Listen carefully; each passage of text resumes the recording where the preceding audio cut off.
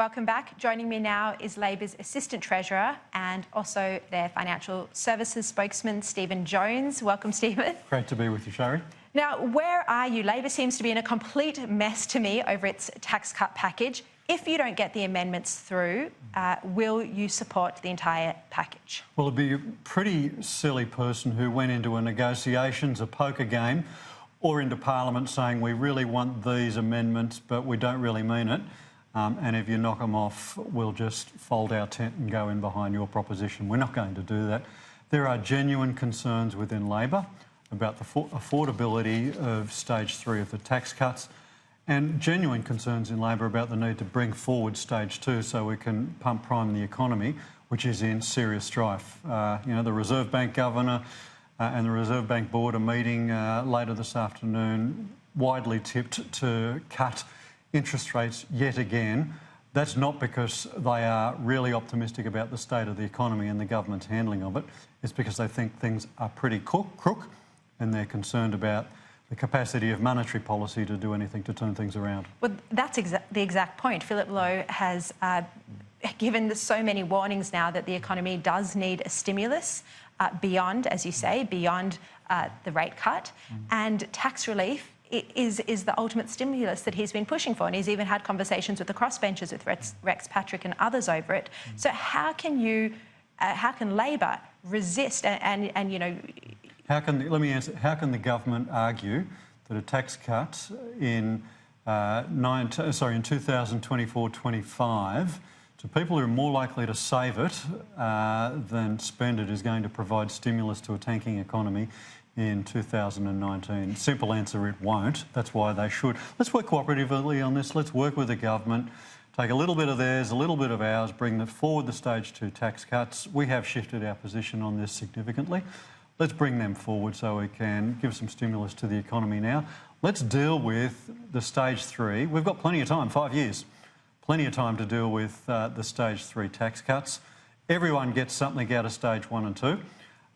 Plenty of time to deal with stage 3. Let's look at some of those concerns that Labor is legitimately raising, along with many of others. You know, the Grattan Institute, for example, not a flag waver for Labor, have raised these concerns. Has made it very clear that this isn't, you know, you said you don't want to put your cards on the table, it's a negotiation. He's made it very clear there is no negotiating when it comes to this. The package will not be split.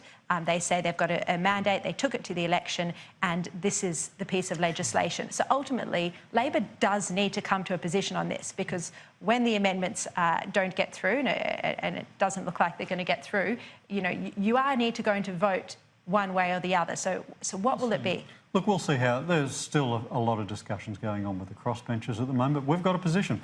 Happy to support round 1, happy to support round 2. In fact, bring forward round 1 and round 2 so that everyone gets some tax relief and immediately, and enter into discussions with the government about phase 3. We could do that immediately as well. But there are really genuine concerns about the budget implications of stage 3. And can I deal with that issue of mandate? Because there's a lot of talk around the building about it.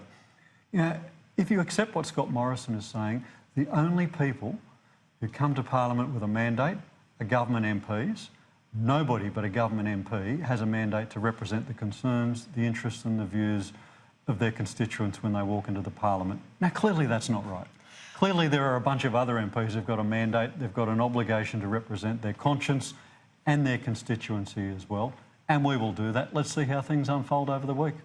I think that in this election, when the government only had one key policy platform that they took to the election, you know, it was the lowest ever expenditure. It was something like $1.3 billion of new expenditure they announced in the campaign, that this was their only main policy, that is why they're saying there is a mandate. But let me just be clear. You are in the camp that says that if these amendments don't go through, you should not support the government's tax package. We are saying the best possible. Not we, possible. I'm saying you personally. Stephen Jones, member of the Shadow Ministry, member of the Labor caucus, is saying the best possible outcome for Australia, therefore this Parliament, is that we adopt Labor's position, moving stage 1 and stage 2, everybody.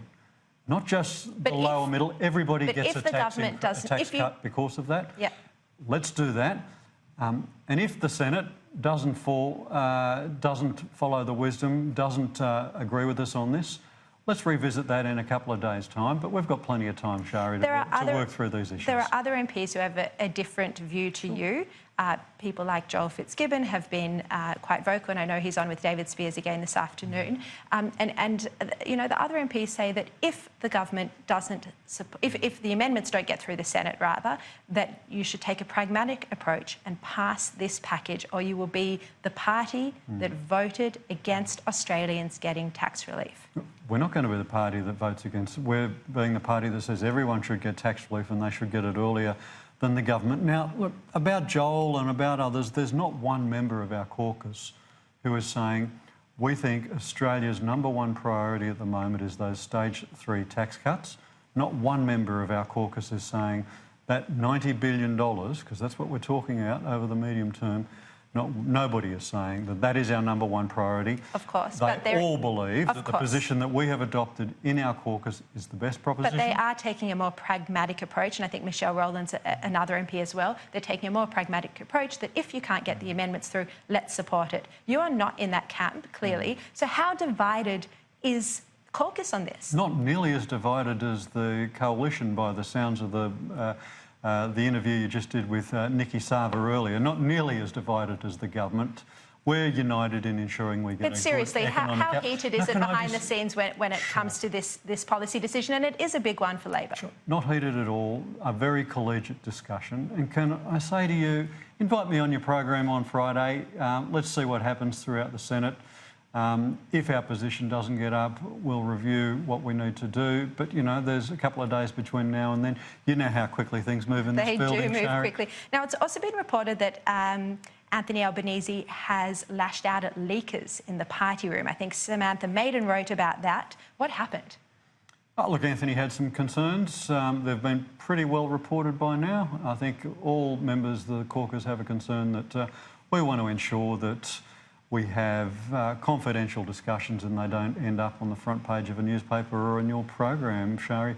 There is a big difference, I've got to say, between people speaking their mind, people having differences of views. Very hard to tell if they're speaking their mind or leaking. Anthony has said, look, we encourage a diversity of views, a diversity of opinions. That's what Labor is. Very quick response now on Israel Folau. I know you've spoken in defence of his right to free speech and in defence of multiculturalism.